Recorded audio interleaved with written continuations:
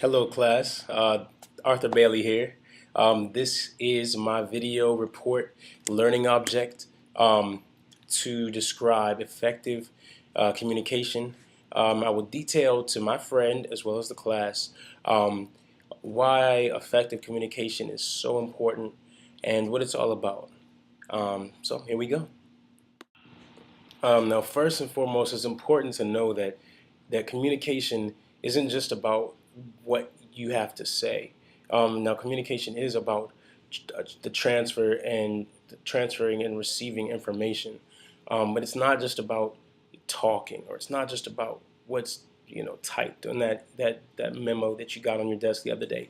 It's it's also and you communicate in many different ways. The way your eye contact, your posture, hand gestures, um, what you wear is communicates to someone something depending on the situation. Wearing, jeans and your favorite V-neck white T-shirt to your own wedding communicates that you might not really be committed. Um, going to your first interview um, and wearing that clean pressed suit might tell your future employer that you really want that job. So it's not just being able to speak. It's it's being able to convey an entire idea to whomever that idea is meant to be transferred to. So people overlook that, and they overlook the fact that one of the biggest parts of it is actually listening.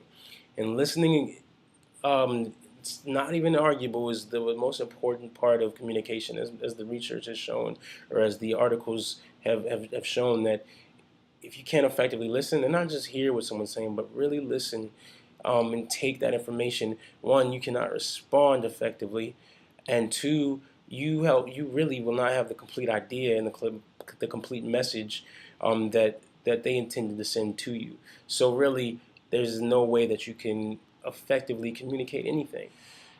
Now, it is important that to be an effective communicator, you must show confidence. Say what you mean and mean what you say, even if it's incorrect, even if it's not accurate. Ideally, it's best to go into to try to drive a point home with the right information. But regardless, if you don't show confidence, no one's going to take you seriously, and that's not going to get the desired results. Regardless, your boss won't take you seriously. Your employees, as a boss, will not take you seriously. Your significant other might not take you seriously. Your neighbor, whomever. You must defend what you say. Take a strong stance. Don't hesitate. Don't falter. Don't let them make you think that what you have to say isn't really what you want to say. You are trying to convey something from your mind to theirs, and you know what you mean. Now, granted, they may help you along in the sentences if you can't quite form them correctly at times, but don't let them change the meaning. Don't let them make you think that you don't know what you're talking about. Now, you must also be able to thoroughly, at the same time, though, concisely express what it is that you're saying or want to say, the point that you want to make. Um, if, for example, you're writing an email that's 3 pages long, most people may not read all of that, and if they do, they may get lost. I mean, the more that you have on the page, the the more cluttered, the more information that you're trying to drive into their minds. Where it makes sense to you, it may not quite it may not quite need that much, and it may not quite sink in the same. Not for If for one person it may not sink in that way for everyone. Maybe 15 people on that list, and maybe only half of them or two of them or none of them even understand what you're trying to say because of the length. And the length may show that you may not exactly know what you're saying either, which is a little different than communicating face to face. Those are some very key points in communicating effectively, as well as listening.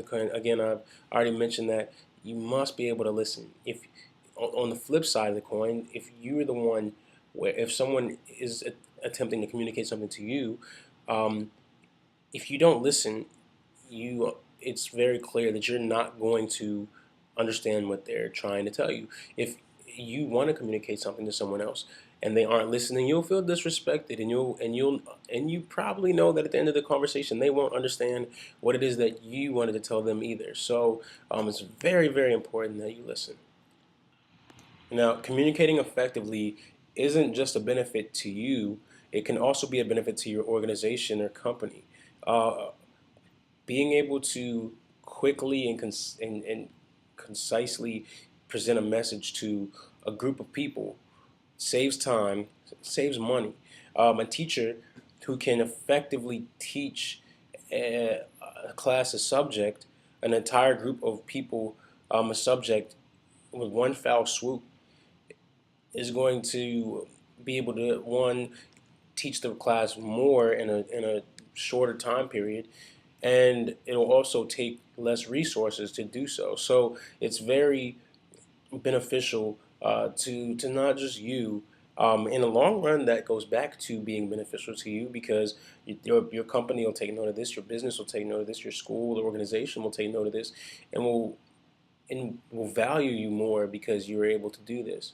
Um, Again, everyone listens differently. Everyone communicates differently, so it takes a lot of versatility to be an effective communicator. But if it's done right and if it's nailed, um, you will be a very big asset wherever you go, even to yourself. Now, lastly, when communicating, there's certain things that need to be taken into consideration. So, you as the communicator are sending a message. You must, again, using that confidence and ideally facts, again, not just numbers you pull out of the air like at last minute in the meeting, that you see in on the posters in the back of the room. Um, you need to be able to establish credibility. Nobody, again, is going to take what you have to say to heart if it's just a bunch of jargon, and they can tell and they know it. And if they don't know it at the time and they find out that you're wrong, of course, I'm sure there's problems and implications with that as well. Um, you must then be able to figure out how to present this message, figure out what the message is, um, the tone, the audience. You must be able to figure out what the method of organization, point of view, and in your individual style of communicating as well. Then you must be able to figure out the correct channel or medium. So it could be a face-to-face, and it could be the meeting that you decide you want to hold for you and your team at 12 o'clock. It could be a text message to your another employee. It may be a fellow employee. It may be as being a boss, a memo that needs to be sent out, or an email that needs to be sent out to everyone on the second floor. Um, not everything requires a meeting face to face. Not everything is can be fit into a text or an email or an instant message. So it's important to figure out that channel because that channel will also um, it will also dictate the the rules, so to speak, of and the guidelines of how to communicate the message that you're trying to communicate. Then you must also take the feedback. Feedback is vital. If without feedback, there's no possible way to tell that the message you sent was ever received physically or literally, um, or that it was understood. And if you don't know if it was understood, then really you didn't do anything. And if it wasn't understood, then you've got to come at it at a different angle and try your best to make it understood. And if it is understood, then there was a job well done. So the feedback is very, very important.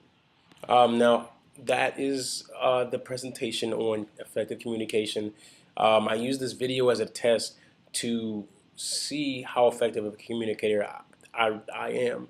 Now, in my eyes, I definitely could have done better. Um, it was fun. It was interesting. I did it in segments to make it a little bit easier.